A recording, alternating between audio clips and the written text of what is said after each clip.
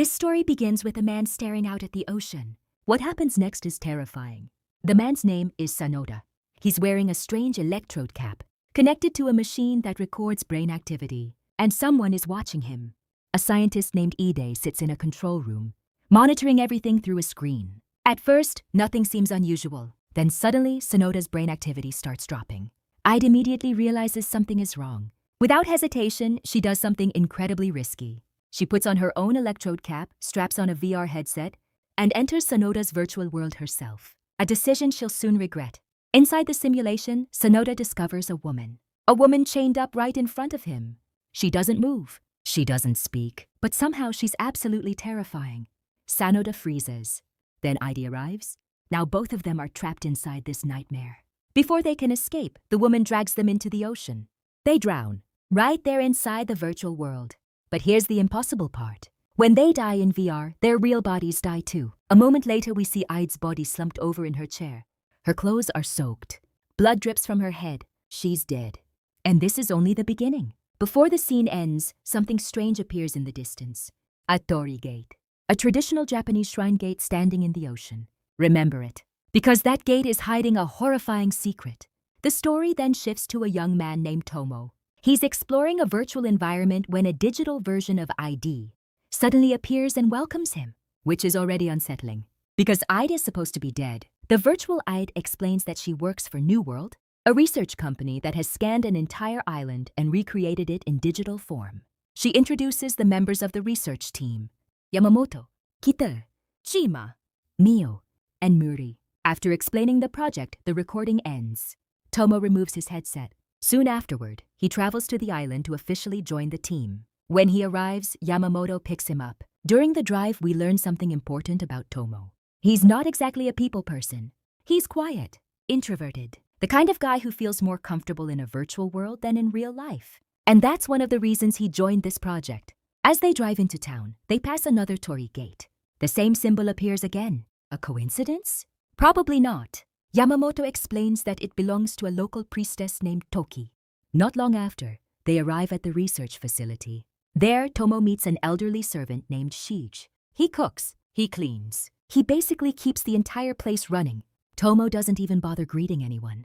He simply walks inside and starts working. The others exchange awkward glances. Something about him feels unusual. Later, the entire team enters the virtual reality world. Created by Tomo, everyone is amazed by what they see. And Tomo proudly explains the research process behind it. The team is impressed, and they're all excited about his work. Suddenly, the atmosphere inside the VR world changes. Everything turns dark. A ghostly figure wearing a white shirt appears. Tomo watches as a man is lured in by a chained woman.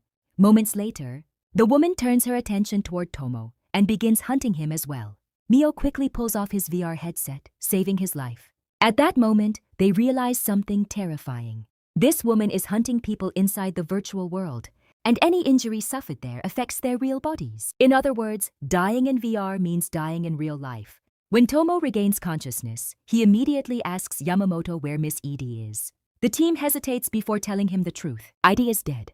She was the victim from the opening scene. Tomo is deeply disturbed because he had no idea she had died.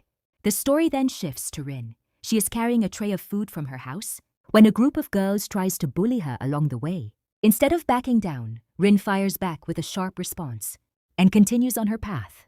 She arrives at Shige's home, where she regularly leaves food for him. Meanwhile, Shigi is seen in town, praying beside a large stone known as the demon-blocking stone. Some troublesome children harass and mock him, but Shige says nothing.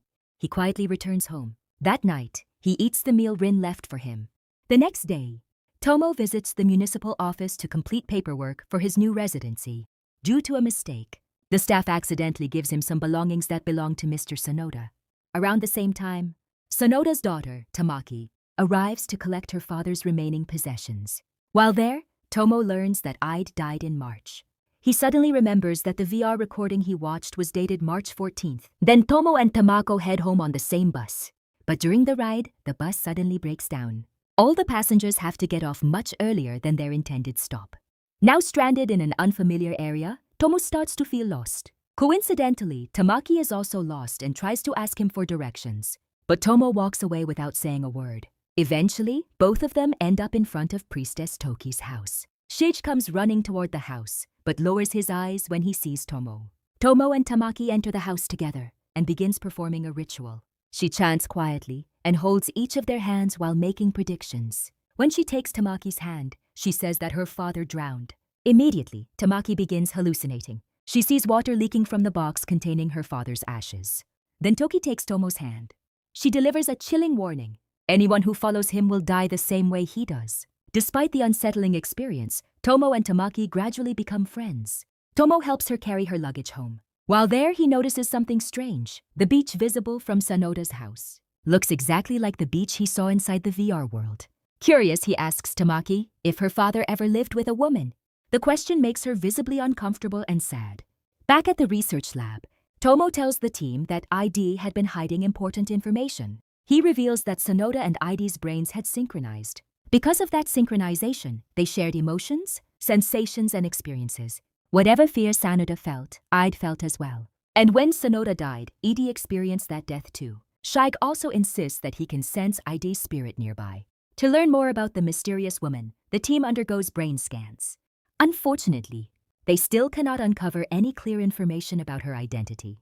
Meanwhile, Tamaki discovers several bank passbooks among her father's belongings. The records show regular payments from a certain company. She immediately informs Tomo. After reviewing the information, Tomo realizes that Ide and Sanoda had synchronized long before anyone knew about it.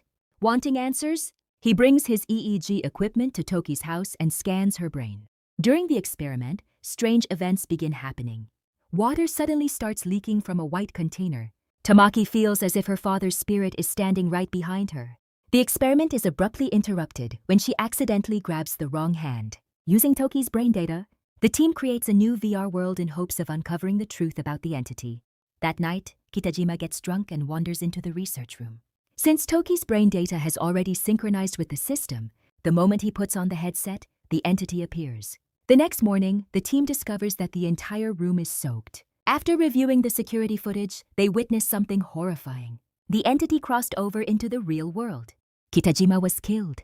Not long afterward, 3 municipal office employees are attacked while walking through the jungle at night. One of them is dragged away and brutally killed. One day, Rin secretly follows Shigi. She finds him standing near the beach in front of a torii gate, singing the mysterious Arisa song. As he sings, crows begin circling the island. Terrified, Rin runs away. Later, during a funeral for one of the officials, Shaik is publicly disrespected and reminded of his low social status. Toki comforts him afterward and asks about the research being conducted by Tomo's team. Soon after, Murray is attacked by the entity while taking a bath. Realizing the situation is becoming increasingly dangerous, the team seeks help from Priestess Toki. Toki finally reveals the spirit's history. Her name was Imajo. Long ago, she lived as a slave and concubine. She suffered constant abuse from her master and his wife. Eventually, she was chained to a torii gate, stoned by villagers, and left to drown during high tide. After her death, strange tragedies began occurring across the island. Imajo's spirit first took revenge on her master's family. Then her wrath spread to everyone else. The curse became known as Imajo's curse. Toki believes that Imajo was also responsible for Sanoda's death. She explains that the spirit moves between worlds through a gate. If they want to stop her forever, they must destroy that gate. Determined to end the nightmare, Tomo decides to enter the VR world and locate the gate himself.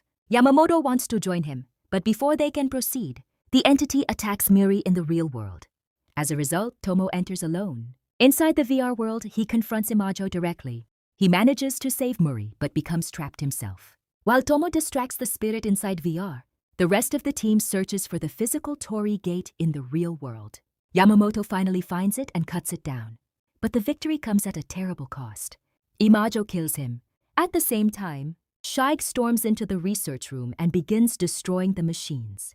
He insists that Imajo should be set free. Eventually, Tomo escapes and returns to the real world. Using Shigi's brain data, the team uncovers his tragic past. Years ago, his mother was accused of being possessed by Imajo. The villagers abused her relentlessly. In the end, she was killed. Shockingly, it was young Shig himself who took her life. Afterward, he kept her body and worshipped her for years. The truth becomes clear. Shige had been trying to bring Imajo back because he believed she was his mother. Consumed by grief and obsession, he ultimately takes his own life. In the final confrontation, Tomo, Tamaki, Mio, Mori, and Rin gather at the remaining Torii gate to destroy it once and for all. Then suddenly Imajo appear and try to attack Tamaki. To protect her, Tomo enters the VR world one last time and holds the spirit back. That gives the others enough time to burn the gate. As the flames consume it, Imajo is finally destroyed. Tomo is rescued at the very last moment. Several days later, Tomo and Tamaki prepare to leave the island together. For a brief second, Tamaki hallucinates and sees the Torii gate and Shig once again. Then the vision disappears. The two embrace, finding comfort in each other after everything they have endured. In the final scene, Rin is shown playing Shiga's instrument while singing his song. As the music continues, she slowly walks into the ocean. Then she disappears.